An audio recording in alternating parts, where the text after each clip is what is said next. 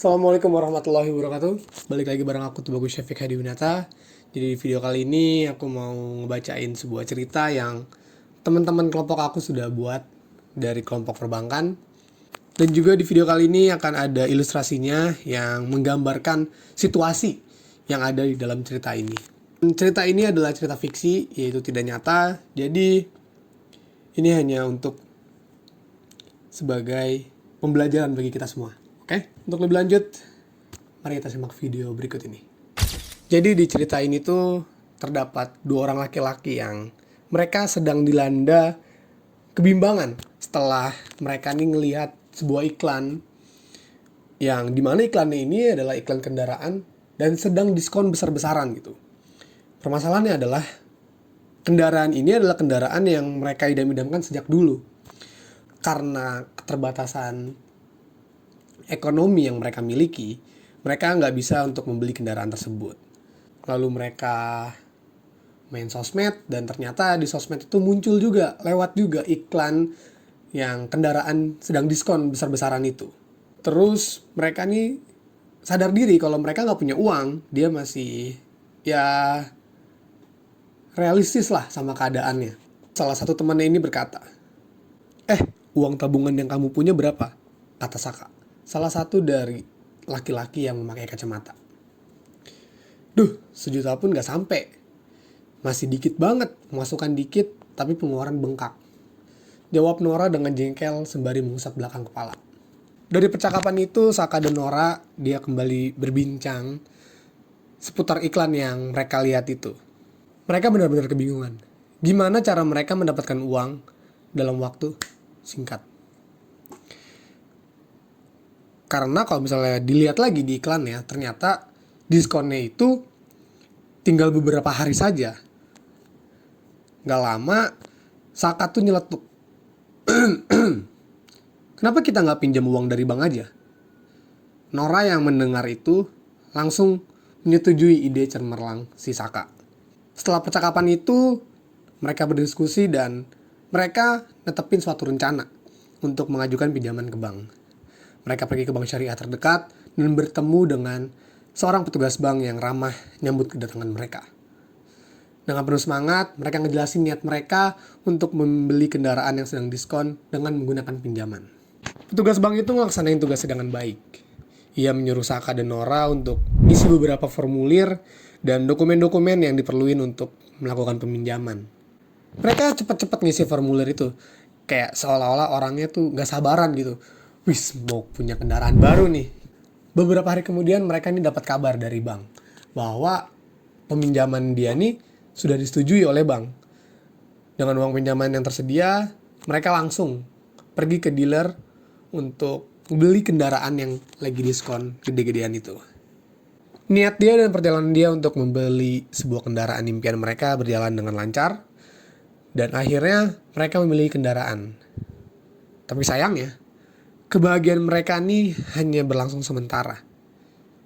Gak ada masalah dengan kendaraan baru mereka. Hanya saja, ada beberapa hal di luar dugaan mereka yang membuat mereka menuju ke hal yang gak pernah mereka pikirkan. Pengembalian uang yang mereka pinjam jatuh setelah 3 bulan peminjaman. Dan saat itu, 3 bulan sudah berlalu dengan cepat. Saka dan Nora tidak melupakan uang yang mereka pinjam ke bank.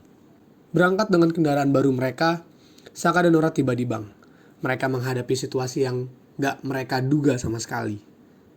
Petugas bank memberitahu mereka bahwa jumlah yang harus mereka bayarkan ini jauh lebih besar dari apa yang mereka harapkan. Ada biaya-biaya tambahan yang gak mereka sadari, seperti berbagai layanan tambahan dan sebenarnya ini tuh gak mereka butuhin. Dan juga nggak ada disepakatan saat mereka mengisi formulir dan dokumen itu. Jelas, Saka dan Nora, mereka nih nggak bisa nerima keputusan kayak begitu aja. Mereka minta penjelasan lebih lanjut dari petugas bank tentang detail biaya-biaya yang mereka dapatkan ini. Sayangnya, seolah-olah kejadian ini tuh udah terbiasa terjadi di bank tersebut.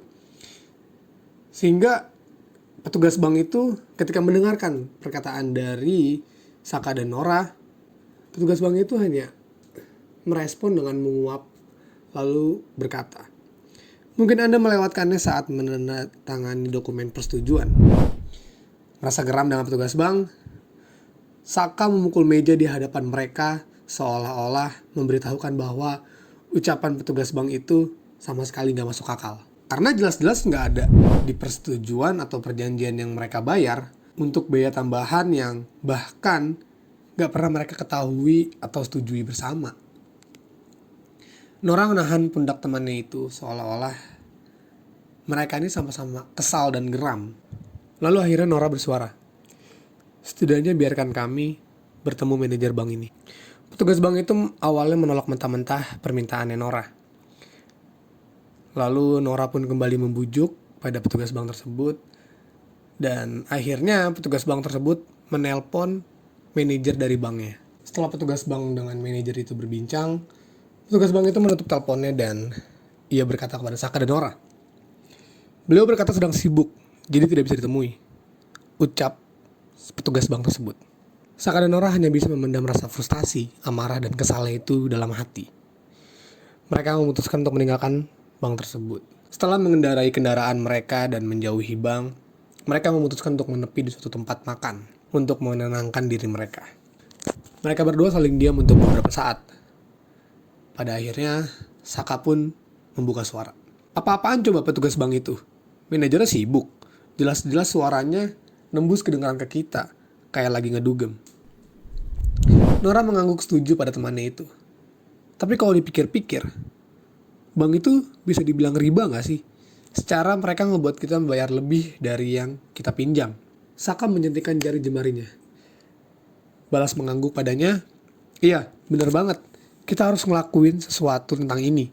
Bisa gawat kalau sampai kita dilaporin karena gak bisa membayar uang yang kita pinjam dari bank itu. Walaupun mereka nagih dari pinjaman pokok kita." Setelah kembali berbincang satu sama lain, tiba-tiba saja muncul sebuah ide di otak mereka. Saka dan Nora merencanakan perampokan pada bank tersebut. Didasari dengan penasaran, merasa dicurangi, mereka memilih untuk merampok bank itu 3 hari yang akan datang saat malam hari. Merasa telah mencapai kesepakatan bersama, mereka pun berjabat tangan. Namun tidak ada rencana yang sempurna tanpa adanya persiapan yang matang. Saka dan Nora perlu menyiapkan beberapa hal untuk membuat rencana perampokan itu berjalan mulus. Mereka memilih untuk memakai pakaian serba hitam dan membawa tas besar. Tapi rasanya masih ada yang kurang. Mereka melupakan penutup wajah. Gak mungkin mereka semudah itu merampok bank tanpa memikirkan konsekuensinya bahwa gak ada yang mengenalin mereka. Akhirnya Saka dan Nora pergi ke salah satu toko penata rias topeng. Tempat yang dikenal dapat membuat segala bentuk topeng yang pelanggannya ini inginkan. Sesampainya di sana, terdapat penata rias topeng yang menghampiri mereka. Dia bertanya kepada mereka tentang karakteristik yang mereka inginkan untuk topengnya itu. Saka dan Nora meminta topeng yang dapat menutupi seluruh wajah mereka dengan detail dan halus. Gak butuh waktu lama sampai si penata rias topeng itu menyelesaikan pekerjaannya. Ketika ia sudah selesai dengan kedua topeng itu, ia pun memberikannya kepada Saka dan Nora. Mereka merasa puas dengan hasilnya. Setelah melakukan pembayaran, Saka dan Nora membawa kedua topeng itu tanpa khawatir akan apapun, tidak menyadari bahwa ada yang memperhatikan mereka sejak tadi. Saka dan Nora kembali untuk menyelesaikan persiapan terakhir mereka. Dan kini mereka hanya perlu menghitung hari hingga pelaksanaan rencana mereka. 3 hari kemudian berlalu. Matahari sudah tenggelam dari tadi, langit sudah berubah menjadi gelap gulita. Saka dan Nora sudah bersiap-siap, lengkap dengan pakaian serba hitam, tas besar mereka yang berisi peralatan, dan topeng yang mereka buat 2 hari sebelumnya. Mereka berangkat dengan persiapan matang dan niat yang jelas. Hari sudah larut ketika Saka dan Nora sampai di tempat tujuan. Bank dalam kondisi tertutup, lampu padam, dan tampak seperti tidak ada orang di dalamnya. Mereka berjalan dengan perlahan. Security yang sedang berjaga tampak tertidur pulas. Bahkan suara tidurnya terdengar lantang. Ini termasuk kabar baik bagi Saka dan Nora. Membuat mereka bisa masuk ke dalam bank tanpa diketahui oleh siapapun. Saka dan Nora memilih masuk bank melalui pintu belakang.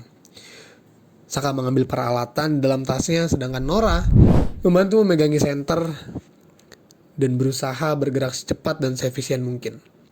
Mereka melangkah dengan hati-hati melalui lorong-lorong yang gelap. menyusuri ruangan yang sunyi dengan langkah yang ringan. Sampai di area utama bank, mereka melihat sebuah brankas yang besar yang terletak di pojok ruangan. Tanpa ragu, Saka dan Nora segera memulai tugas mereka. Nora yang mahir dalam membuka kunci segera mengambil alih, sementara Saka menjaga posisi dan memantau sekitar. Kali ini mereka bergantian, Saka yang membantu memegangi senter untuk membantu pencahayaan Nora. Butuh waktu bagi Nora untuk bisa membuka brankas itu. Dan ketika brankas itu berhasil dibuka, Nora langsung meraup semua uang tunai dengan tangannya dan meletakkannya di dalam tas. Namun tiba-tiba terdengar suara langkah kaki. Saka dan Nora saling menatap, mengalami kepanikan sejenak, dan mereka menyadari bahwa mereka mungkin tidak sendiri di dalam bank. Mereka merasa yakin bahwa tidak ada lagi orang yang berada di dalam bank selain security yang sedang tertidur pulas di posnya. Lantas, siapakah itu? Saka yang bertugas memantau keadaan memilih untuk mengecek situasi sekitar. Dengan langkah hati-hati dan senter yang sudah ia matikan, ia bersender di salah satu tembok, mengintip ke lorong sebelahnya dan terkejut. Ternyata salah satu ruangan di lorong tersebut lampunya menyala. Saka mendekati ruangan tersebut. Ketika sudah cukup dekat, ia bisa membaca nama ruangan itu. Dan ternyata ruangan itu adalah ruangan manajer. Saka menahan nafas dan hendak memanggil teman itu. Tetapi ketika ia memutar badan, ia hampir saja berteriak. Nora ternyata sudah ada di belakangnya Saka, dengan tas gendong yang terlihat berat di pundaknya. Setelah itu Saka kembali berbisik, seolah-olah Saka memiliki sebuah ide atau rencana baru. Ini manajer yang tempo hari mengatakan bahwa ia sedang sibuk itu kan? Nah, pas banget dia ada di sini. Sendiri pula, gimana kalau kita culik saja sekalian? Nora yang mendengarkan langsung menyetujui ide cemerlangnya Saka, tanpa banyak perdebatan. Dengan cepat, mereka mulai menyusun rencana baru.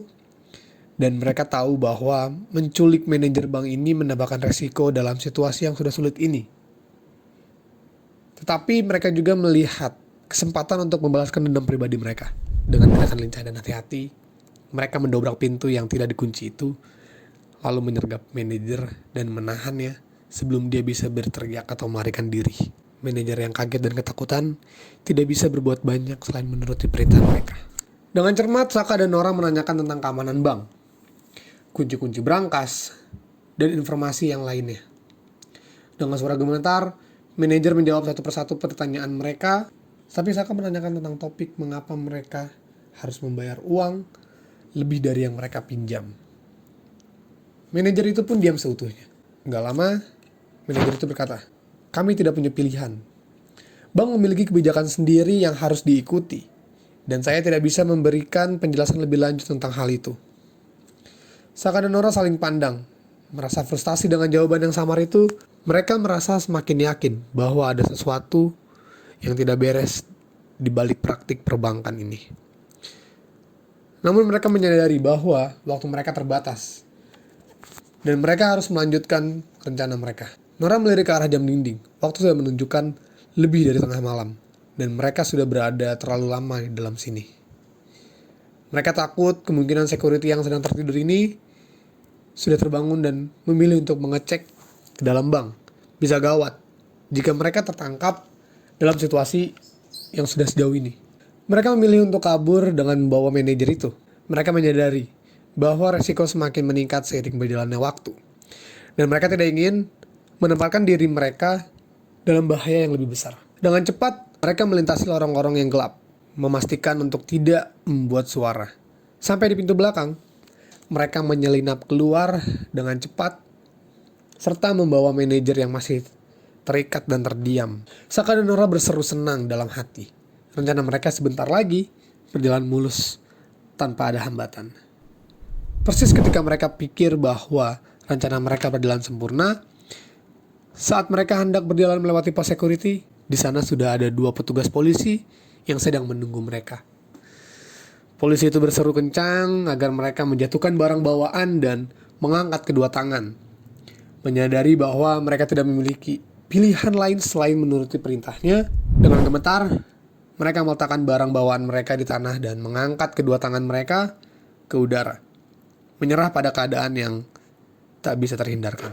Petugas polisi ini mendekati mereka, menahan mereka satu persatu dan menyita barang-barang mereka yang berisi peralatan atau perlengkapan untuk perampokan dan segenap uang tunai yang mereka curi dari berangkas tadi. Petugas polisi itu pun membawa Saka dan Nora ke mobil dan pergi ke kantor polisi terdekat. Siapa yang melapor mereka? Sepanjang jalan menuju kantor polisi, Saka dan Nora memikirkan hal itu. Lantas ketika mereka bertanya kepada polisi, lalu polisi pun menjawab, "Penata rias topeng melaporkan kepada kami mengenai kecurigaan tentang tindakan jahat." Hebat sekali, intuisinya cepat, ucap petugas polisi. Ternyata selama ini seorang yang memperhatikan gerak-gerik Saka dan Nora saat memilih untuk membuat topeng adalah penata rias topeng itu sendiri. Penata rias topeng sudah lama tenggelam dalam pekerjaannya. Jadi ia bisa merasakan niat seseorang pada saat membeli topengnya itu untuk berbuat jahat atau baik. Dan sejak awal, penata rias topeng sudah curiga pada Saka dan Nora. Rencana Saka dan Nora ini bisa saja berjalan dengan mulus apabila si penata rias topeng ini tidak melihat kendaraan yang sama di bank pada saat malam itu. Bukti itu yang menjadi dasar kuat bagi penata rias topeng untuk melaporkan ke petugas polisi terdekat. Bagaimana dengan manajer tersebut? Saka dan Nora menyerahkan diri karena telah tersadar bahwa tindakan perampokan dan niat mencuri adalah hal yang jahat dan salah. Tapi mereka juga melaporkan pada petugas polisi bahwa manajer bank tersebut telah melakukan tindakan mencurangi uang yang mereka pinjam di dalam bank. Dikarenakan mereka harus membayar lebih dari pinjaman pokok mereka tanpa alasan yang jelas. Petugas bank itu mendengarkan keterangan Saka dan Nora dengan baik, mencatat segala informasi dan juga bukti-bukti untuk bisa mereka selidiki lebih lanjut. Mendengar perkataan petugas polisi itu membuat Saka dan Nora bernafas lega. Setidaknya mereka telah menyampaikan niat awal mereka pada pihak yang berwajib. Manajer bank dan pegawainya pun akan diselidiki lebih lanjut oleh petugas polisi setempat. Jadi itu adalah cerita yang sudah kelompok kami susun, sudah kelompok kami rangkai. Jadi hikmah dalam cerita ini adalah tidak ada segala hal yang terjadi dengan cara instan. Dan juga jangan menghalalkan segala cara untuk bisa mencapai sesuatu. Jangan seperti yang sedang terjadi di negara Konoha ini. Yang dimana seorang. Dan yang terakhir, kita harus tahu bagaimana cara kita menghindari riba. Dengan cara mengambil tindakan yang bijak dalam transaksi jual beli dan juga peminjaman. Oke, mungkin sekian untuk video kali ini. Terima kasih sudah menonton video kali ini. Dan sampai jumpa. Assalamualaikum warahmatullahi wabarakatuh.